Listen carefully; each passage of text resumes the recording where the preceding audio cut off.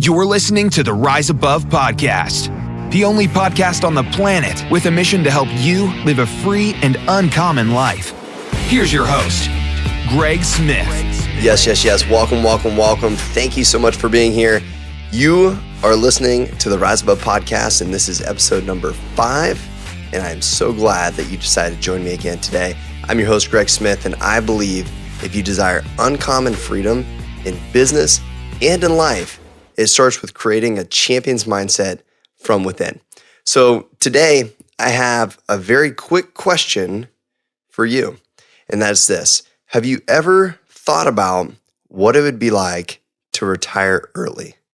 Have you ever thought about the irony of working until you're 67 years old to finally live a life of retirement? Well, for me, I come from a very small industrious town. My mother worked for the same company for over 30 years. My father has worked for the same company for over 30 years.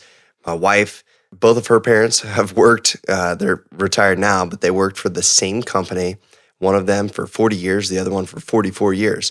And so I found myself having the same goal of finding a good company that out of school would hire me, that would pay me well, that would have good benefits and 401k. So I could start saving for retirement. And I found myself 22 years old, and I had somebody ask me a question that was really similar to the two questions that I asked you in the beginning. And I realized at that moment that as much as I felt like the person punched me in the gut, I admired him for asking me that question, because I really thought that I had the world, by the balls. I really did. I was 22. I made $45,000 a year. I didn't go to college. I had great health insurance. I mean, the best health insurance, frankly, that I've heard of at that time. And I had matching 401k and some other really good benefits as well. And I thought, being 22, I didn't really know how the world worked back then, but I thought, man, I'm going to work for 30 years. I thought you just had to work for 30 years and then you could retire from wherever it was that you worked for. And so, here I was thinking, I've made it. I have a great job, matching 401k. I'm socking away money. I'm being diligent. I'm doing some smart things. I mean, I made some poor decisions and acquired some debt that I shouldn't have at that point, but who hasn't? And, I really thought that I was going to be 52 years old and have the ability to retire and live this life of freedom. And I didn't even know what the heck I was going to do when I was 52. I don't play golf, didn't really have a plan. I just knew that, it was kind of like school, right? Like I was kind of looking at the end date, like when does summer start? And summer started for me when I was 52, or so I thought. And then come to find out, you got to be 67 years old to tap into your money where it's not taxed, where it's not penalized for pulling it out early. And it was around that same time that the economy in 2007, 2008 started to go through the tank. And I remember watching my mother, who was very diligent. She put away money. She was smart with her money, put away money in a 401k. At least, she did everything right. Everything, quote unquote, I'm doing air quotes again, everything right. And what had happened in 2008 was a tragedy. There were literally people all across the world lost money in the market.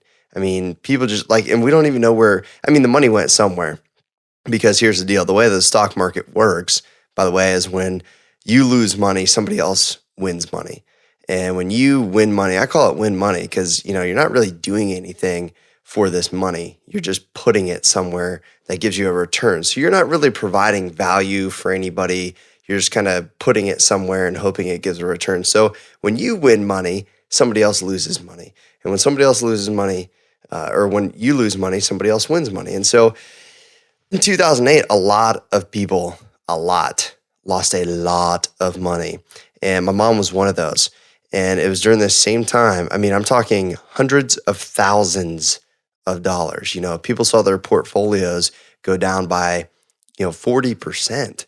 So you can imagine if you had $1 million in your 401k at this point, you watched it go from $1 million down to $600,000. Okay. And yeah, you may still be positive for what you put into it, but if you're in your retirement years or you're getting close to it and you just lost almost half of your portfolio, that's not a good thing. And that's what we're going to talk about today, because I really do believe that 401k's, are not the best vehicle to start a quote unquote retirement fund. And I really want to encourage you to start living retired today. I want to show you how you can start living retired now, how you can start enjoying life now, so you don't have to wait until you're 67, because we don't know if 67 is going to come. Dear God, I hope it does. Cross my heart.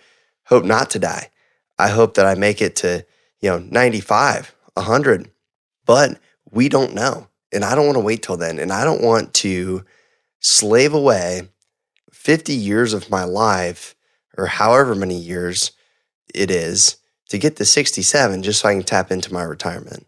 Because, I really don't know that many people that, and I've asked this a lot, I don't really know that many people that are living off of a retirement income. There's some good state pensions, and I know some teachers and some government workers who have great pensions. But even then, they're usually not making enough money to truly experience life the way that they want to experience life. And so my point to telling you, my mother's story is, it was literally about a year later that she had a forced retirement from her company. And so she had this decision to make. Now, fortunately, it was about 2 years before that. My parents had made a great investment with a cash flow producing asset, which we'll talk about. And so my mother took the severance package and she started living in early retirement. And I can tell you that she absolutely loves life. She volunteers. She's out and about. My mom's a people person, and she's really living the life that I believe she probably wanted to live 10 or 20 years prior to that, but just didn't know how.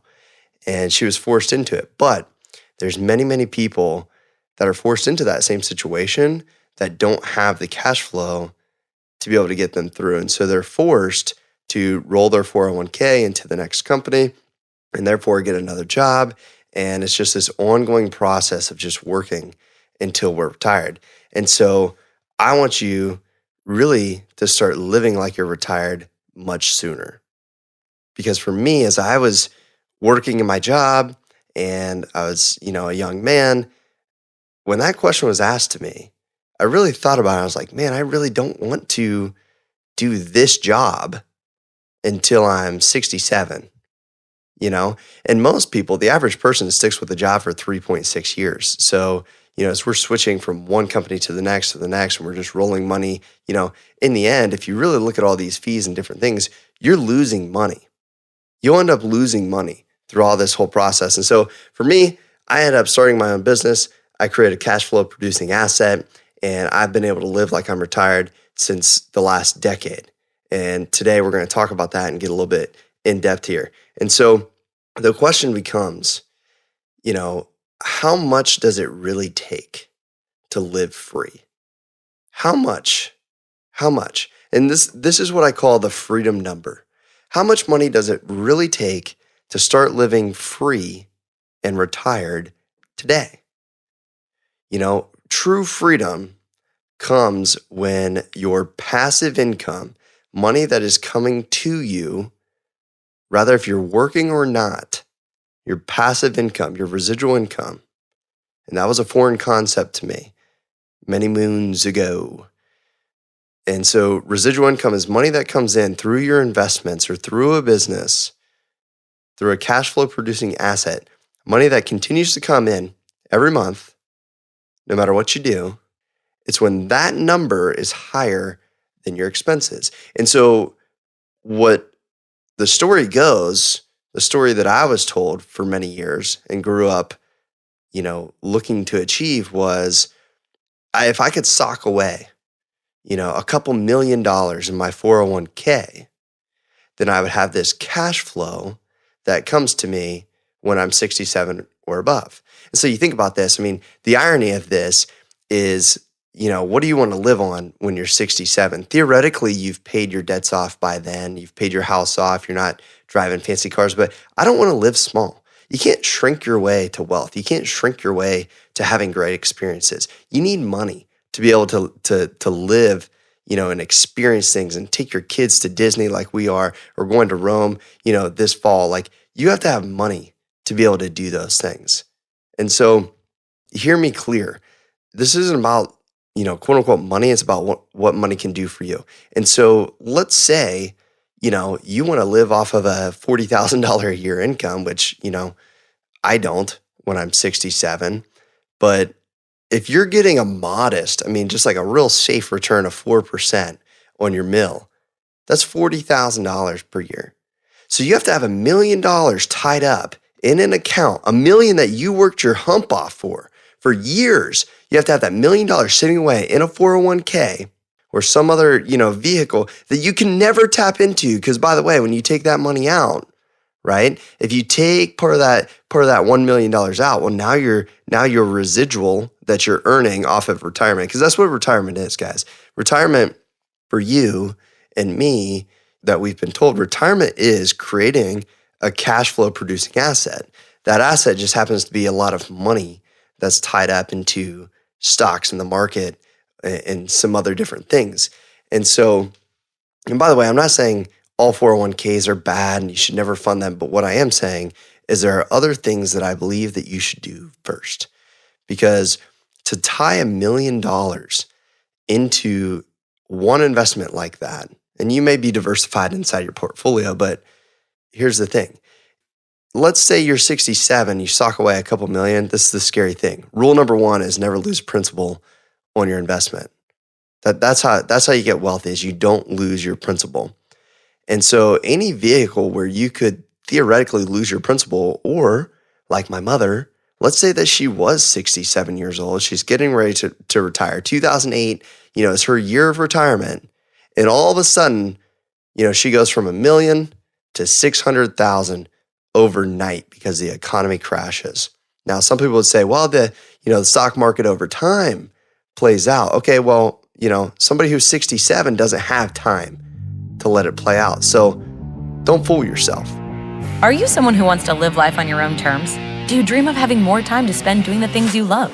Then download your copy of The Freedom Formula absolutely free at www.riseabovepodcast.com. What are you waiting for? Go to www.riseabovepodcast.com to get your free copy of The Freedom Formula. That was the aha moment for me when I realized that you could have all this money tied up, number one, and you could lose a big majority of it overnight in the exact moment that you need it most and that you were counting on it. And that's the age of retirement. The second part to that is, if I sock that money away and now I'm in retirement, I'm living off of the interest, that means I can never touch the principal if I still want to have the interest. That to me just doesn't make sense, because then there's always this money sitting there that I never got to tap into. Now, the cool thing about that is my heirs will get to tap into that money, hopefully in a very smart fashion. If I were to do that, which I'm not, I have, a different theory here that goes against the grain, but I don't want to, and I didn't after I learned this, is I quit funding 401k. I took my money back. I took the 10% penalty and I started investing into other things. I started to invest in other things. And so the very first thing you have to ask yourself is really, what is your freedom number? What is your freedom number? So this is about starting to live like you're retired now. I know from the thousands of people I've talked to over the past 10, 11 years of being an entrepreneur and helping people get life on their terms and live a life of uncommon freedom, people want that. And you probably do too, especially if you're listening to this podcast, and you can have it. But we have to have a plan. And so the plan starts with knowing, what is our freedom number? I know for me, I'll tell you this. I know for me, when I took the uncommon leap to become an entrepreneur and stick my my job to the side. And I did this because I wanted to live a life of freedom. When I took that leap, my wife and I said to each other, we promised each other that it was okay as long as we could pay our bills, but we had more time together. That's what mattered. That is what matters in life, is having time to spend with the people that you love and cherish the most. I've told you on a couple of my other episodes that deep and loving relationships are what matter to me. And I'd venture to say it's probably what matters to you too. What is life without deep and loving relationships? And so I want to be able to have the time to spend with those people now as opposed to later. And so we promised ourselves, as long as we had money to pay the bills, as long as that was taken care of, and we had more time to spend together, then it was totally worth it. And that started with knowing what our freedom number was. And our freedom number comes down to what are our expenses. And so if you're an employee right now, and maybe you plan to be an employee forever, that's totally cool. But I'm going to tell you how to start living just a little bit more free today. And that is, we have to decrease the monthly outflow. Listen carefully. Decrease the monthly outflow, all while increasing the monthly inflow. So increase the inflow, decrease the outflow. Now, somebody like Dave Ramsey does a great job when somebody's not financially aware at all and talking about a budget. And budgets can be great. However, I believe that a budget, to an extent, when you're literally counting pennies, you can get in a scarcity mindset. And a scarcity mindset never made anybody wealthy. A scarcity mindset never made somebody truly free. I believe the monthly inflow is one of the number one things that you can impact. And so what we have to do is figure out what are some of the bad debts that we can pay off that will increase. Because here's the thing. An example, I recently paid off my 2008 Toyota Tundra. This is 2018. So whenever you're listening to this, just know it's a 10-year-old vehicle, but it's awesome. It's in great shape. I love it. It is my man truck. But it was a $518 car payment every month. And so I targeted it and I paid it off. And by paying it off, I increased my monthly cash flow by $518. And so one thing that you could do, in my opinion, is stop funding your 401k and start targeting off debt that you have now, because that will increase your monthly cash flow. And when you can increase your monthly cash flow and at the same time you're decreasing the required outflow, your bills, right? So if I pay off my truck, now I don't have the $518 car payment going out, and I now can keep the extra $518, right? That means I now have more inflow and less outflow. That's a win-win formula. Whereas if I'm always funding my 401k and throwing money over there before I pay off my debts, this just doesn't make sense. It doesn't make sense to me. You should always pay off your debts first, because when you pay off your debts, there's something psychologically that happens, but it also makes you a free man or a free woman, depending on who you are today. And when you're a free person, you're not so worried about your job or getting fired or all these other different things or these outside sources that you cannot control. You can't control them. But what can you control? You can control your own finances. You can control your inflow and you can control your outflow. And so, yes, we want to reduce debt, but at the same time, we want to increase our cash flow. So if I know, my freedom number is X, $4,000 a month, that's mortgages, insurance, car payments, whatever it is, student loans, then I know if I can start to loosen that up, or what I like to do, and what really helped me was I increased my cash flow every month by that much. And I did that by creating a cash flow producing business. Now, there's many ways you can get more cash flow every single month. You can do that through acquiring certain assets, say real estate, where you have rentals and people are paying you every single month, those are acquired through financial equity, right? You have to have money. Typically nowadays, you have to have money to put down on those houses or just straight buy them with cash. The days of, multiple $0 loans out there in the real estate market are fairly gone, and you can thank the financial crisis of 2008 for that. Or you can create a cash flow producing business, which there's many businesses out there. Like I'm going to talk about next week, the best business in the world for the average person who's looking to get their foot in the game as being an entrepreneur, where you can put sweat equity into it. And through sweat equity, you can build a business and acquire an asset that pays you every single month. Okay.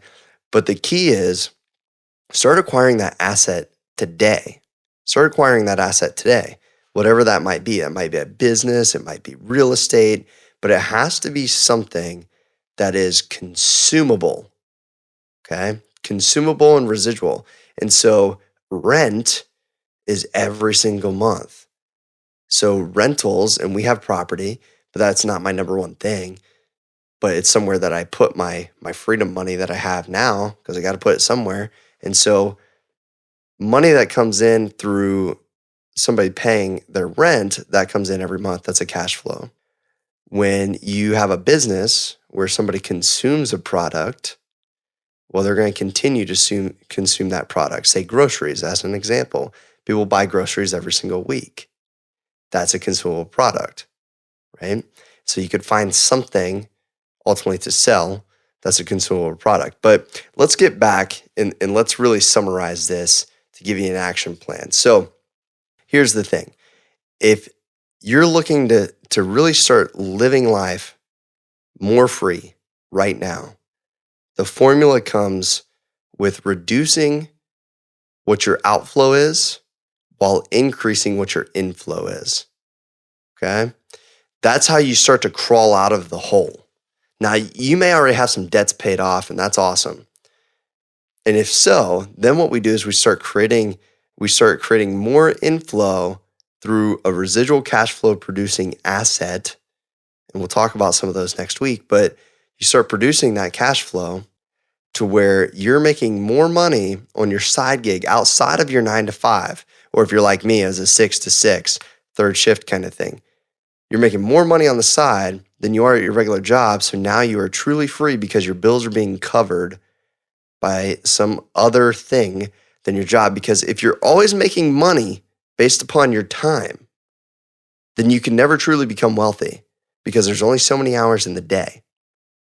Profits are better than wages. Profits are better than wages, and that's why having a business and being an entrepreneur. We're in 2018. We're in one of the most amazing times in the human race with the internet.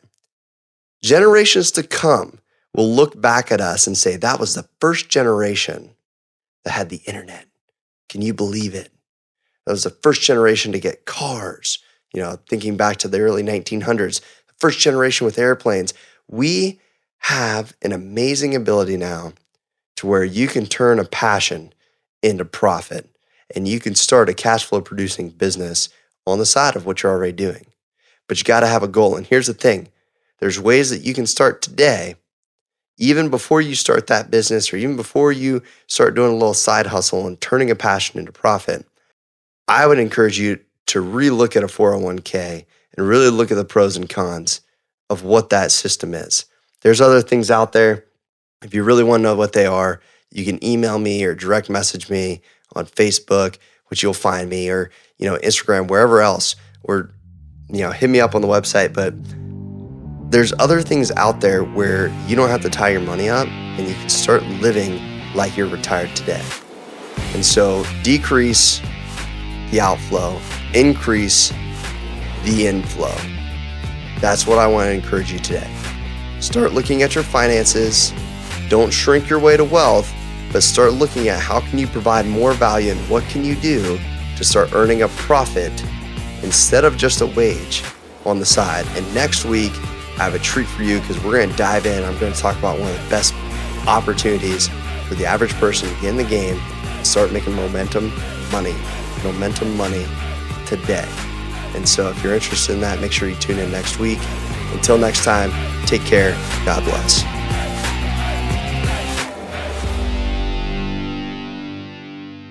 This is thepodcastfactory.com.